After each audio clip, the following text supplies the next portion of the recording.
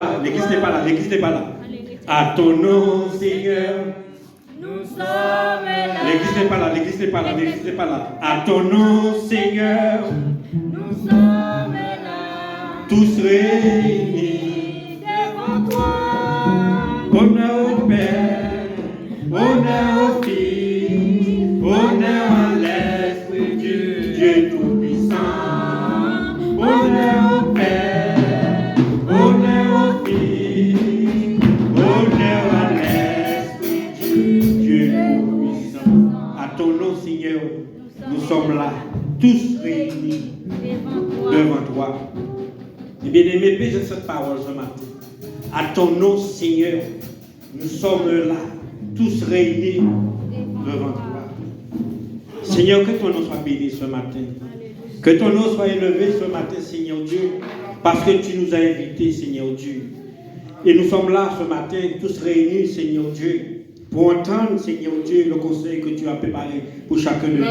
Alors nous te bénissons, Seigneur Dieu. Nous élevons ton nom, Seigneur Dieu. Mais je me retire au Seigneur Dieu et je laisse la place au Saint-Esprit au nom de Jésus-Christ. Amen. Amen.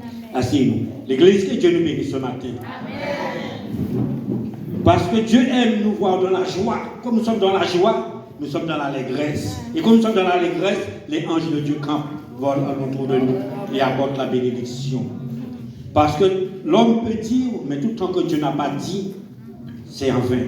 Est-ce que nous sommes là avec moi? L'homme peut dire, mais tout le temps que Dieu n'a pas parlé, c'est en vain. Ce matin, nous allons parler de l'amour d'une manière ou d'une autre.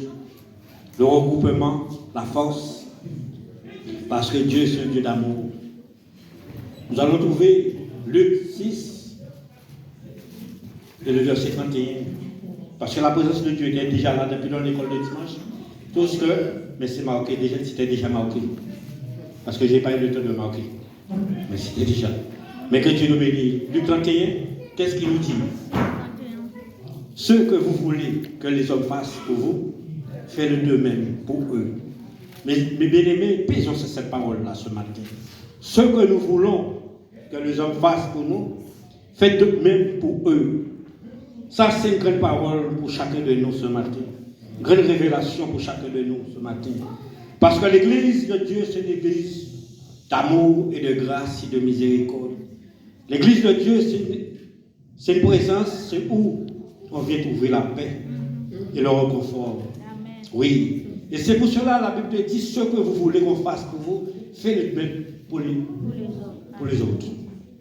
Et bien aimé, chacun de nous, parfois, il y a des hommes, il y a des femmes qui passent par des moments difficiles, qui passent par des moments de tribulation. Si nous racontions leur souffrance, leur désolation, nous disons oui, je sais, mais parfois il faut passer ce que les autres passent pour savoir ce que nous qui souffrent. Et c'est pour cela, la Bible est là toujours pour nous donner l'exemple. Nous allons trouver l'exemple. Jean 3 et verset 16 qui dit, Dieu a tant aimé le monde qu'il a donné son Fils unique, qui quoi puisse périr point puisqu'il a la vie éternelle. Regardez, ce que nous voulons qu'il fasse pour nous, faites-le pour les autres. Mais Dieu voulait montrer son amour envers nous. Il a donné l'exemple de son Fils Jésus-Christ à la croix. Oui, parce que l'amour se manifeste d'une manière ou d'une autre. L'amour ne vient pas simplement dire que je t'aime, mais l'amour se manifeste. Et Dieu voulait montrer au monde comment il aimait le monde. Il a donné son Fils, premièrement par exemple, pour chacun de nous. Et c'est pour cela, mes frères et sœurs, nous sommes là ce matin. Mais nous connaissons parfois les autres et les autres qui passent par des moments difficiles et bien aimés. Nous ne pouvons pas être sensibles à ça. Être sensibles. Mais nous voulons être des hommes et des femmes qui comprennent réellement, qui analysent. Parce que dans les moments de douleur, de souffrance, de désolation, parfois nous avons besoin de celui qui peut comprendre nous, celui qui peut entendre nous. Oui, celui qui peut donner une parole d'encouragement, une parole de force. Et c'est pour cela, mes bien, Dieu, il a donné l'exemple à Jésus-Christ. Jésus-Christ est venu dans ce monde-là. Il est marché pieds nus. Et Jésus-Christ, où il allait vers ceux qui s'étaient perdus, ceux qui étaient égarés. Oui, Jésus n'est jamais rentré dans un endroit dans la Bible, luxueux. Mais il est rentré où l'homme ne regardait pas, où l'homme ne pensait pas. Oui. Et ce matin, mais Dieu veut entrer dans ton cœur. Dieu veut entrer dans le combat que nous menons. Mais il faut que nous montrons à Dieu aussi. Oui, Dieu, je te donne le droit, je te donne la place d'entrer. Ce qu'on appelle l'humilité. Oui, parce que l'humilité fait regarder les autres au-dessus de nous-mêmes. Et ce matin, regarde Dieu au-dessus. Quelles que soient les difficultés, mais mets Dieu au-dessus. Parce que quand nous mettons Dieu au-dessus, qu'est-ce qu'il va? Nous nous abaissons tout bas. Nous nous retirons et nous donnons la place à ce moment-là. Oui, et c'est pour cela que Dieu, il n'a pas voulu venir en roi, en majesté, mais il a pris une femme dans une petite village qu'on appelait Nazareth, où elle était dans sa maison. L'ange est apparu et dit: oui, c'est toi que j'ai choisi, mais tu seras enceinte et tu porteras le nom d'un fils. Son nom sera Jésus, et celui qui viendra sauver l'humanité. Regarde à quel niveau que Dieu est descendu pour nous montrer ce que nous voulons qu'on fasse pour les autres, mais il faut aussi que nous fassions pour toi, pour moi et pour nous ensemble. Et c'est pour cela que Dieu a fait. Jésus-Christ est venu comme toi, semblable à toi. Oui. Et parfois nous disons: Seigneur, je n'ai rien. Que pourrais-je faire? Je n'ai rien. Mais bien aimé, ce matin, dis dans ton cœur, Dieu a déposé quelque chose dans ton cœur. L'amour. L'amour permet de faire des choses au-delà de ce que nous pensons et que nous voyons. Parfois, l'intelligence peut nous bouillonner. La connaissance peut nous bouillonner. Mais ton cœur, où Dieu a déposé par la grâce du Saint-Esprit, oui, cet amour qui parle, cet amour qui est sensible, qui est fragile, qu'on voit quelqu'un qui est dans le besoin, quelqu'un qui passe par des moments difficiles, quelqu'un qui est dans la douleur, mais ce cœur t'appelle, agit et manifeste cet amour-là. On doit obéir à ce moment-là, à ce cœur-là. On doit magnifier ce cœur-là, et à ce moment-là, Dieu le remplit de grâce et de miséricorde. Mes frères et sœurs, il y a parfois la porte de l'église peut ouvrir là. Dieu peut envoyer un homme, une femme, puis qui est assis là. Mais parfois, à l'intérieur d'elle, elle pleure, elle crie. Mais on ne se pas dire: oui, je suis dans la souffrance, je suis dans la désolation. Parfois, par la route, qu'est-ce qu'on dira? Qu'est-ce qu'on va penser? On dit à personne: j'ai péché. Et parfois, non, ce n'est pas le péchement, mais c'est la douleur qui est là. Le chagrin, les soucis de la vie qui est là. Oui, mais il a besoin d'attendre.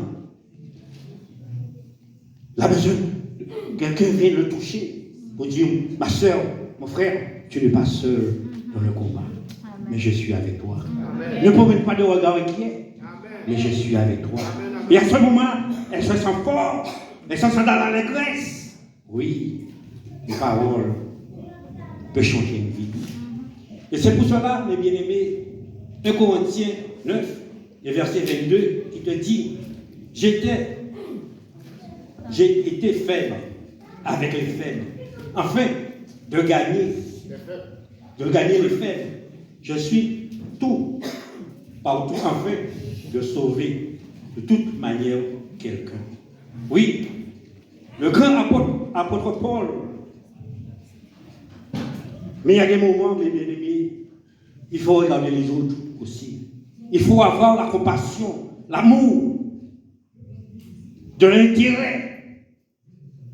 Parce que l'apôtre Paul, seul ce qu'il voulait, mais de gagner un âme, d'amener un âme au Seigneur, d'enlever l'homme ou la femme ou le jeune qui passe par des moments difficiles, mais il n'a pas regardé ce niveau qu'il avait. Mais il parlait, s'exprimait. Oui, il se met à le même niveau pour que la personne puisse se sentir: oui, je suis avec toi. Je suis avec toi. Je ne suis pas avec toi simplement par l'obligation, mais je suis avec toi par amour. L'amour. Parce que Christ a saisi mon cœur Et quand Christ a saisi mon cœur, ce qu'il a laissé dans mon cœur, c'est l'amour. L'amour avant tout. Parfois, nous nous trompons, beaucoup de connaissances, beaucoup de révélations, mais nous passons beaucoup à côté de ça. Mais il y a des moments seuls, seule petite conscience de montrer la personne. On se gêne que je suis avec toi. Je suis avec toi. Quelles qu'en soient les circonstances, mais je ne te lâche pas. Parce que je sais un jour, tu feras des grandes choses. Un jour, le Seigneur te saisira, mais t'amènera à l'homme que tu devais être, la femme que tu veux être, le jeune que tu devais être, mais il va t'amener. Parce qu'il est patient. Il est rempli d'amour et de bonté et de miséricorde et de patience. Oui, et le verset 23 qui suit, la même chapitre, te dit, je fais tout à cause de l'évangile, afin d'avoir part. Oui, il fait tout à cause de l'évangile, parce qu'il veut aussi sauver sa vie. Et pour sauver ta vie, parfois, il faut t'engager parfois dans des combats qui sont difficiles. Il y a des combats, parfois les autres veulent détourner, mais c'est ces combats-là, ça, qui peut t'amener aussi demain dans le royaume de Dieu. Oui, parce que Dieu est reconnaissant. Oui, ce que l'homme a semé, la Bible a dit c'est ce qu'il moissonnera. Nous avons fait la lecture au Romains 12. Oui. Ça veut dire depuis que tu agis à la gloire de Dieu, Dieu agira aussi demain dans tes combats, dans tes souffrances, dans tes désolations. Parce que le Psaume 41 te dit, heureux de ceux qui s'intéressent aux pauvres, le jour du malheur, mais l'Éternel viendra les délivrer sur le lieu de douleur. Oui, parfois nous crions, nous pleurons, mais est-ce que tu penses aux autres? Est-ce que tu aimes les autres? Est-ce que tu partages avec les autres? Est-ce que tu donnes aux autres? C'est ça l'importance. Parce que parfois nous ne réfléchissons pas à demain. Demain est important, mes bien-aimés. Demain a sa valeur. Et c'est pour ça que la Bible dit, à demain, si Dieu le veut. Oui, il faut que chacun de nous nous préparons à demain. Nous avons l'impression toujours dans la parole. Le roi Salomon, c'est un homme le plus fort dans la sagesse, dans l'intelligence. Oui, mais il manquait quelque chose à ce roi-là. Parfois, ce n'est pas l'intelligence ni la sagesse qui peut me sauver devant l'esprit malin. Oui, parce que Salomon aurait vécu l'esprit malin. Aucun homme, jusqu'à aujourd'hui, n'aura la sagesse de Salomon. Et pourtant, dans sa vieillesse, répète ça l'église, dans sa vieillesse, oui, il s'est détourné. Il s'est détourné de l'Éternel. Oui, parce que ce qu'un homme a semé, c'est ce qui moissonnera. Et c'est pour cela, mes bien-aimés, veillons. La Bible a dit veillons. Et après, il a dit prier. Mais parfois, nous prions avant de veiller. Oui, nous prions, et c'est ce moment, nous avons oublié ce que nous avons demandé à Dieu. Mais quand quelqu'un veille, il n'oublie jamais ce qu'il a vu. Est-ce que nous sommes là avec nous? Il n'oublie jamais ce qu'il a vu. Parce qu'il veille, il protège. Et en veillant, Dieu peut te montrer aussi la bénédiction. Comment tu peux agir et pour sa gloire manifester.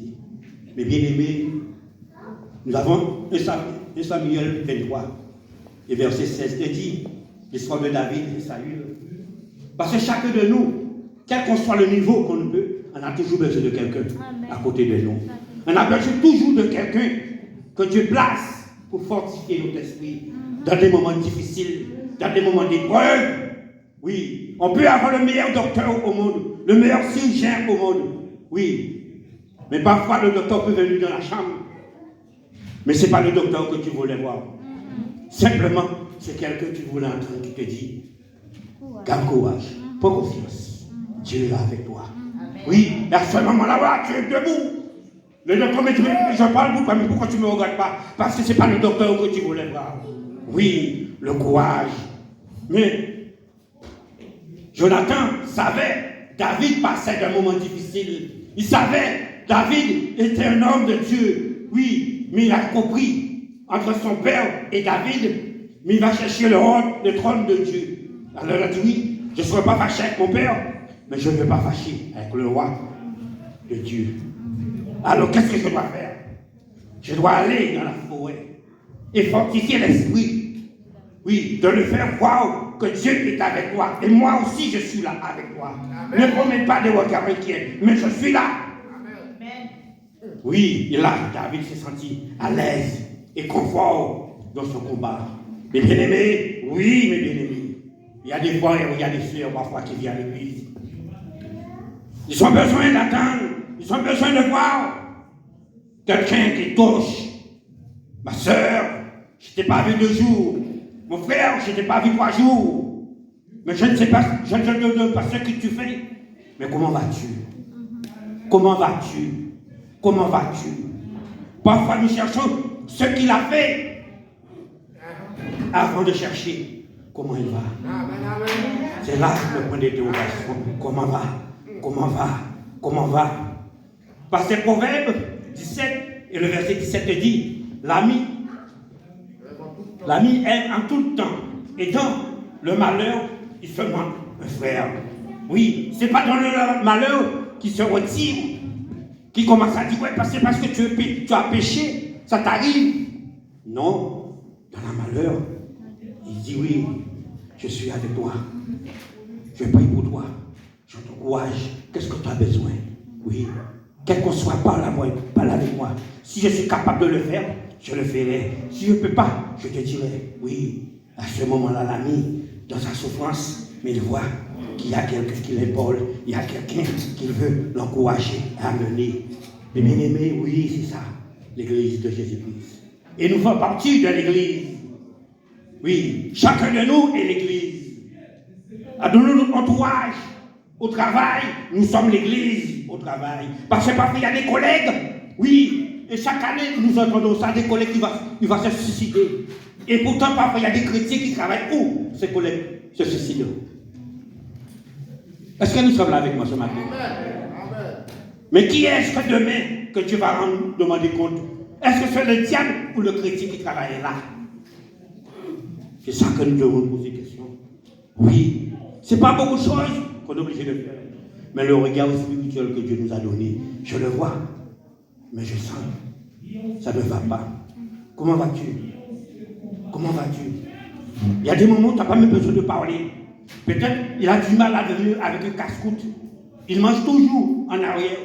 Mais ce matin, j'achète 1 kilo de raisin, 1 kilo de pommes, 2 bananes. J'ai apporté ça pour toi. J'ai apporté ça pour toi. Merci. Tu dis dans ton cœur que Dieu te bénit. Et oui. Et là, il prend confiance cette personne-là. Il prend confiance cette personne-là. Il prend confiance. Il dit oui. Pourtant, nous travaillons là, nous sommes à 50. Parmi les 50, ce seul qui s'intéresse à moi. Mais qu'est-ce qui le pousse à s'intéresser à moi? Qu'est-ce qui le pousse à s'intéresser à moi? Oui, mais toi, tu gardes réserve. C'est pas trop facile pour dire oui, Dieu, parce que tu peux le faire fuir. Mais tu gardes dans ton cœur. Seigneur, bénis-la. Rapproche-la encore plus près de moi. Oui. Et par la suite, il va chercher qu'est-ce qui t'anime? Qu'est-ce qui t'anime? Et à ce moment-là, tu dis oui, je suis un chrétien. C'est le sang de Jésus qui me pousse vers toi. Oui. Et comme réponse, je dis, mais qu'est-ce que je dois faire aussi? Comme le Théobin qui était sur le chemin. Et Philippe l'a arrêté parce qu'il ne comprenait pas. Mais il a dit, qu'est-ce que je dois faire? Il a expliqué. Il s'est passé par le baptême, tout naturellement, sans brutalité, mais avec l'amour, avec la grâce de Dieu. Isaïe 50. S'il y a quelqu'un, le verset 4, lis pour moi, quelqu'un qui a trouvé. Isaïe 50, le verset 4. Qu'est-ce qu'il nous dit? Isaïe 50, le verset 4. Qu'est-ce qu'il nous dit? Alors, 50, verset 4. Hein? Verset 4. Alors, il a dit, le Seigneur, l'Éternel m'a donné une langue exercée pour que je sache en soutenir par la parole celui qui est abattu. Amen. Il éveille chaque matin, il éveille mon oreille pour que j'écoute comme écoute des disciples. Oui. Chaque matin, il réveille mon oreille. Parce que s'il m'a permis d'être là ce matin, il fait réveiller. Vous trouverez. Oui, pour que demain le dit qui commence. Oui, parce que nous sommes des disciples, d'une manière ou d'une autre. Mais bien aimés, nous sommes des disciples. Parce que le Seigneur nous posera la question demain. Oui, j'ai été parlé le 15 mars à midi 1. Parce que la Bible dit tout est écrit sur le livre de vie. Oui, et c'est pour cela que nous devons être attentifs. Oui, et pour nous gardons les principes de notre Seigneur Jésus-Christ. Dans ce témoignage-là, je regardais, le Seigneur m'a permis de voir un document, et mon épouse était là ce jour-là. Ce sont des militaires. Et nous sommes des militaires de Jésus-Christ d'une manière ou d'une autre. Parce que Timothée nous parle, en Timothée, que les soldats ne s'embarrassent pas des choses de la vie. Ça veut dire nous sommes, et la Bible dit, l'Éternel désarmé. Ça veut dire nous sommes l'armée de l'Éternel, d'une manière ou d'une autre, pour accomplir des prodiges et des miracles sur cette terre-là. Ce n'est pas Dieu qui va sortir de là-haut, mais parfois il nous utilise d'une manière ou d'une autre pour manifester sa gloire. Oui, et je regardais. Et là, celui qui l'entraînait, le capitaine, il disait, celui qui n'a pas réussi, il va choisir quelqu'un d'autre qui a réussi pour qu'il ne puisse pas sortir avant le jour de permission. Quelle condamnation! Peut-être nous qui sommes là à l'église, à l'instant-là, est-ce que nous sommes là avec les bien-aimés? Peut-être nous qui sommes là à l'église, et nous venons tous les jours à l'église, quelqu'un d'autre que nous n'avons pas vu, 7 jours, et subit, elle vient. Et le Seigneur te dit, agis. Non. Moi je suis toujours à l'église, comment fait-il? Et pourtant, ces hommes-là ne sont pas militaires et enfants de Dieu, ils sont simplement, ils respectent l'autorité. Alors, il y a 2 qui ont fait l'échec. Et le capitaine me dit, qui est-ce que vous allez choisir? Ils ont dit non, je ne vais pas choisir, on prend le tort pour nous. Et vous pouvez aller faire votre week-end chez vos parents. Ce matin, l'église, soyez sensibles à cette parole. Et là, les autres, parce que nous sommes une famille, à ton nom, Seigneur, nous sommes là, tous réunis devant toi. Oui, nous sommes une famille. Et comme nous sommes une famille, il faut être solidaire dans les moments difficiles. Il faut être solidaire dans les moments de difficulté. Oui, qu'est-ce qui s'est passé? Les autres sont réunis comme ça. Ils disent non, non, non. On ne va pas les laisser deux tout seuls. On ne va pas les laisser deux tout seuls. Ils ont dit non, nous aussi. On ne va pas passer le week-end. On va rester avec eux. Et le capitaine a dit, ah là maintenant là, je trouve une équipe. Je trouve une équipe. Est-ce que ce matin, je trouve une église? Est-ce que ce matin, je trouve une église? Oui, mes bien-aimés. Là, parce que parfois, mes bien-aimés, nous voulons toute la bénédiction que à nous. Nous voulons que toute la bénédiction que à nous. Non, parfois aussi, il y a d'autres qui sont plus dans le besoin que nous. Nous devons avoir ce regard-là. Nous devons avoir cette pensée-là. Et pour que nous pouvons gagner. Comme on disait, il n'y a plus de bénédiction à celui qui donne que celui qui reçoit. Parce que donner d'une manière ou d'une autre, mais ça ne te rapproche plus près de Christ. Parce que Christ a donné sa vie à la croix. Oui, il a donné sa vie. Il n'a pas dit non, non, non, non, non, un disciple va à ma place. Mais il a été lui-même pour nous montrer, je suis ce que je dis, je le fais. Amen. Oui, il a donné l'exemple. Que Dieu nous bénisse. Et c'est pour ça que le psaume 34, le verset 19 dit, l'Éternel est près de ceux qui ont le cœur brisé. Il sauve ceux qui ont l'esprit abattu dans la détresse. Mais bien aimés, Dieu ne rejette pas ses enfants. Dieu ne rejette pas ses enfants.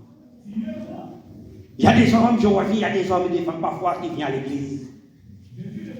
Mais au fond d'eux, mes frères, ils ont des soucis, des tribulations, des ouragans, des tempêtes. Mais ils ont besoin. Ils ont besoin d'entendre. Ils ont besoin de se combattre. Pour dire, tu n'es pas seul là. Ce matin, si Dieu, je ne sais pas, quelqu'un d'autre nous, ça fait longtemps qu'on n'a pas vu. Ce matin, laisse ton cœur toucher. Maintenant, il y a l'évolution, le téléphone, le WhatsApp. On peut faire une action.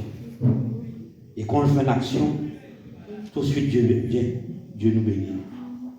Proverbe, non, Hébreu 2 et verset 18.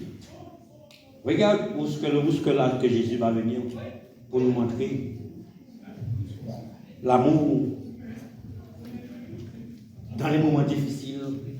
Parce que, bien aimé, parfois, ceux qui sont passés par des moments plus difficiles, parfois, ils laissent les problèmes de rendre encore plus difficiles au lieu de plus sensibles.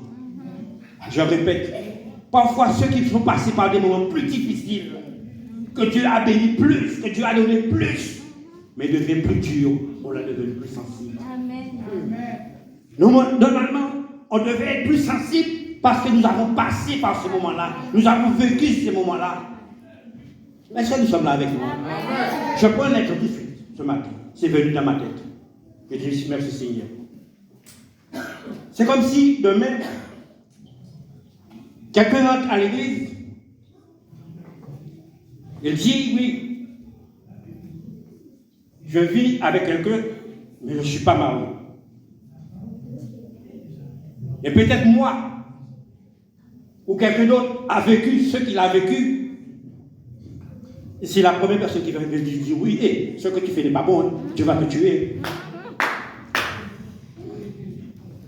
Est-ce qu'à ce moment-là, même si la Bible c'était écrit dans la parole de Dieu, est-ce que ce que Dieu a permis, ce que tu fais là, est-ce que c'est bon à ce moment-là? Parce que tu as vécu, Dieu t'a permis de passer par ce moment-là. Et pour t'utiliser et pour ramener quelqu'un qui va passer de ce moment-là, ramener vers lui. Amen. Il y a seulement la seule chose que je dois faire. Ma soeur ou mon frère, jeune ou jeune fille, oui, t'inquiète pas. Avant d'être converti, moi-même aussi, j'ai détourné. Amen, amen. Mais laisse Dieu le temps. Rapproche-toi plus près. Rapproche-toi plus près. Oui, et un jour, Dieu cassera les chaînes et tu passeras devant l'autel.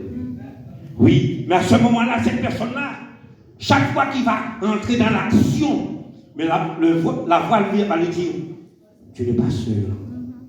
Oui, tu es en train de lutter. Tu pêches, mais tu es en train de lutter. Mais un jour, tu vas sortir. Un jour, tu vas sortir. Un jour, tu vas sortir. Pendant qu'il est en train de faire des choses, mais la voix lui dit, et au fond d'elle, au fond de lui, il répond à la voix. Oui, mais j'avais besoin de quelqu'un pour m'aider. Oui, parce que j'ai envie de sortir, je veux gagner ma vie. Oui, mes bien-aimés, il y a des moments, c'est la main qu'on doit tendre. Il y a des moments, c'est plus la ceinture qu'on doit détacher. Mais il y a des moments, c'est l'épaule qu'on doit porter pour que l'autre met son épaule. Oui, et nous gagnons au lieu de perdre. Nous gagnons au lieu de perdre.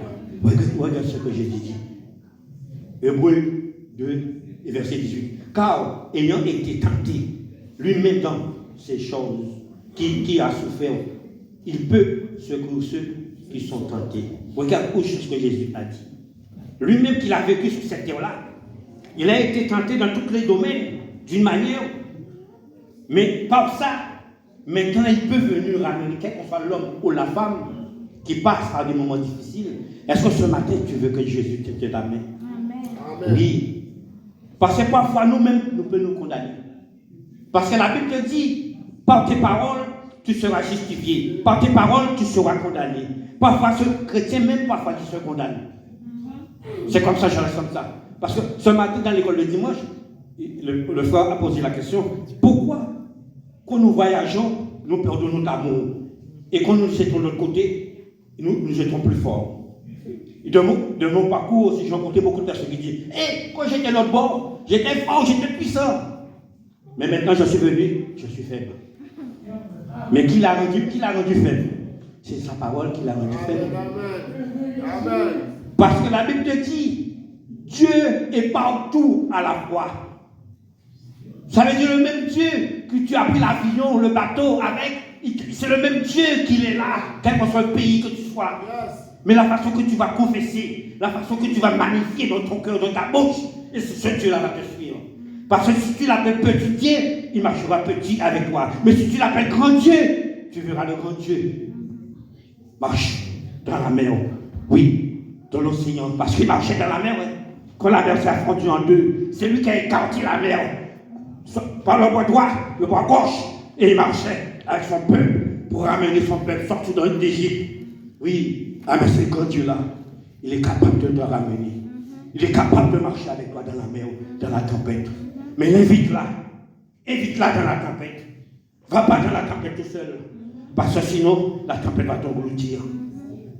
Et Dieu ne veut pas que la tempête t'engloutir. Il veut que c'est toi qui aies la victoire sur la tempête. Amen. Et c'est pour cela que Jésus a dit oui, il peut venir.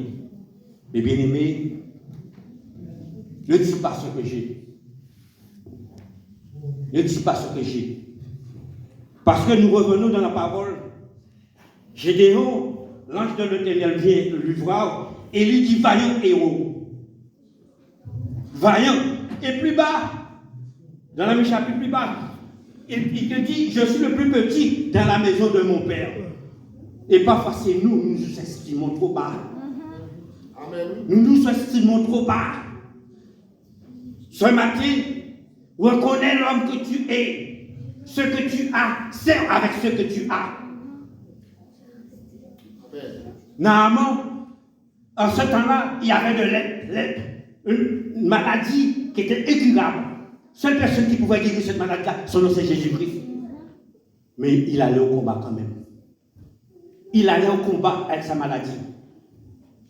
Il allait au combat avec sa maladie. Et parce qu'il allait au combat, mais Dieu avait préparé la petite jeune fille qu'il avait pris captive dans la maison de son père. Mais c'était pour une source de bénédiction pour elle. Parfois, la tribulation que tu passes, mais c'est juste une bénédiction pour Dieu, pour toi. Amen. Oui, mais parfois nous voulons les choses comme nous voulons attendre, comme nous voulons comprendre. Oh Seigneur, merci. Il y a quelqu'un Dieu qui veut lâcher une parole pour elle. Amen, amen. Parfois, Dieu peut placer des géants devant toi. Nous revenons dans la parole de Dieu, Caleb et Josué. Oui. Ils ont été fait le tour de la ville. Ils sont revenus apporter ce que les autres ont vu et ce que les autres ont dit. Les autres disaient, ah ouais, ce sont des géants. Ce sont des géants. Ce sont des géants. Et Caleb et Josué disent, ah, la petite ville que nous voyons là, c'est rempli de bénédictions, rempli de confort, rempli de la gloire de Dieu. Mais marchons, avançons. Oui, marchons, avançons. Marchons, avançons. Marchons, avançons. Marchons, avançons. Parfois, Dieu peut placer les gens à côté de toi. Oui, il vient, il t'insulte pour voir comment tu réagis. À travers l'insulte, si tu fuis, tu ne fuiras pas autour. Je répète, si tu fuis, tu ne fuiras pas autour. Merci Seigneur. C'est cette parole-là que Dieu voulait que je lâche. Amen. Amen. Que Dieu nous bénisse. Amen. C'est pour voir mes bien-aimés dans les difficultés, il y a toujours la solution. Mais par contre, il y a des exemples. Nous allons voir ces exemples dans la parole de Dieu. Nous allons voir Luc 27. À partir de Luc 27, Luc 15 et le verset 27 dit.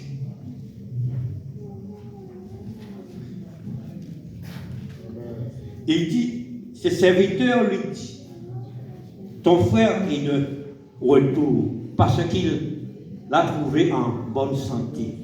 Ton père a tué un veau gras. Verset 28. Il s'est mis en colère et ne voulait pas que son père. Il ne veut pas rentrer. Et le père le pria. Oui, verset 29. Donc je reste là pour faire la conclusion de cette parole-là. Le serviteur du frère, il a été dit, son frère qui était perdu, le fils prodige. Le fils prodige, il a été dépensé tout l'argent que le père lui avait donné. Mais l'amour de son cœur, parfois il y a des autres qui quittent l'église, mes bien-aimés. Qui ne peut pas aussi quitter l'église. Va pas maudire ces hommes et ces femmes-là. Ce matin. Va pas maudire ces hommes et ces femmes-là, mes bien-aimés. Au contraire, on dit Dieu, bénis-les. Peut-être un de mes ce sont sources de bénédiction. Quand ils vont retourner. Parce qu'il est parti. Mais dans son chemin, le Saint-Esprit l'a saisi, l'a montré. Où est-ce que tu étais? Où est-ce que tu étais? Là tu étais, c'est où je t'avais placé, où je t'avais scellé. Retourne. Et là, il a eu du courage. Parce que, bien aimé, les clochards parfois que nous voyons dans la rue, les différents clochards, quel que soit le pays, ce n'est pas les sorciers qu'on les a fait, parfois c'est l'orgueil qui les a fait entre les clochards. Parce que dans les années 80, oui, dans les années 80, il n'y avait pas beaucoup de Guadeloupéens, Martiniquais, Haïtiens à la métropole. Il n'y avait pas beaucoup d'Africains là. Tu pouvais compter sur les doigts combien de Noirs qui étaient à la métropole dans les années 90. Oui, on pouvait compter. Et ces hommes-là et ces femmes-là étaient bien placés. Ils étaient bien placés, ils ont dépensé toute leur fortune. Et quand le Seigneur parle, retourne au pays. Retourne au pays. Non, si je retourne, on va me mépriser. Avec Dieu, tu vas gérer. Alors, par orgueil, je reste, je ne vais pas. Mais par contre, ce qui je n'ai dit non, je me lève, et j'irai vers mon Père. Et je dirai que je péchais contre le ciel. Et je péchais contre toi. Et là, le grand frère, il veut parfois il y a des grands frères, qu'est-ce qu'il fait? Oh là, il doit être content de voir son petit frère retourner à la vie. Il s'est mis en colère. Ah ben, tu n'as jamais tué un veau pour moi. Et lui qui a dépensé tout ton argent, tu tues un veau pour lui. Oui, quelle méchanceté. Amen. Quelle méchanceté. Et pourtant, il est assis à l'église. Il glorifie Dieu. Il loue Dieu. Il bénit Dieu. Il adore Dieu. Parce que c'est l'église que nous lisons là, la Bible. Il loue Dieu. Et là, devant les difficultés, on l'a qu'il bénit, il maudit. Alors qu'est-ce qui s'est passé? Le père est obligé de rappeler. Viens, va chercher ton petit frère. Montre-le que tu es avec lui. Et puis là, le père te dit, mais pourquoi tu t'inquiètes? Tout ce qui est à moi et à toi. Mais bien aimé, tout ce qui est à Dieu et à toi, ce matin-là. Tout ce qui est à Dieu et à toi. Mais ça va, comment tu vas l'avoir? Comment tu peux l'avoir? Pour l'avoir, il faut retourner, comme l'apôtre Paul disait. 2 Corinthiens, chapitre 9, et verset 22. J'étais faible avec ceux qui étaient faibles. Et la lecture que nous allons lire, Romains 12, pleure avec ceux qui pleurent. Réjouis-toi avec ceux qui réjouissent. Mais il faut savoir pleurer avec ceux qui passent par des moments difficiles. Là, il passait dans un moment difficile. Il n'avait pas besoin d'entendre le mépris. Il n'avait pas besoin d'entendre Dieu n'aime pas ça. Dieu va te frapper. Dieu va passer. Il voulait s'entendre que Dieu simplement, Dieu c'est Dieu d'amour. Le Dieu d'amour peut penser. Le Dieu d'amour peut guérir. Oui, il veut entendre ce Dieu d'amour-là. Et là, la grâce de Dieu est rentrée dans cette foyer-là.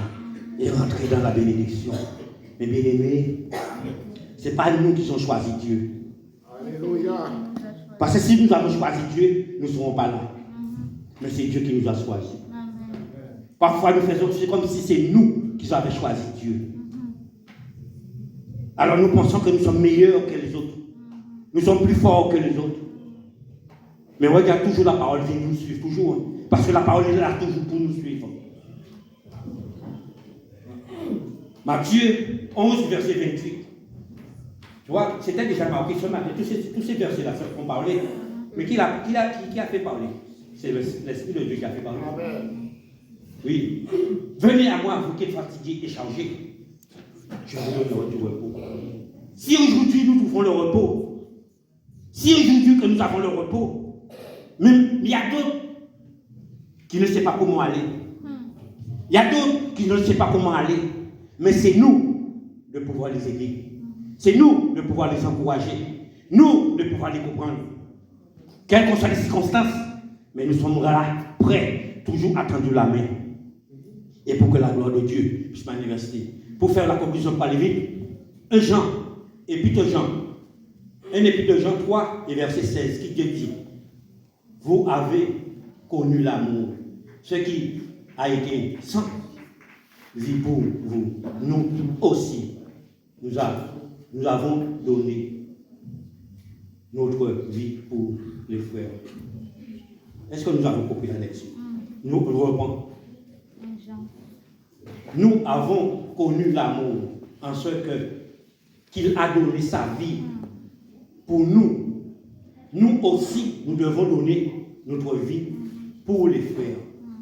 Comme Dieu a donné sa vie pour nous, nous aussi, nous devons donner aussi notre vie, notre temps pour les uns et les autres, mes bien-aimés. Nous devons faire ça. Nous devons faire ça.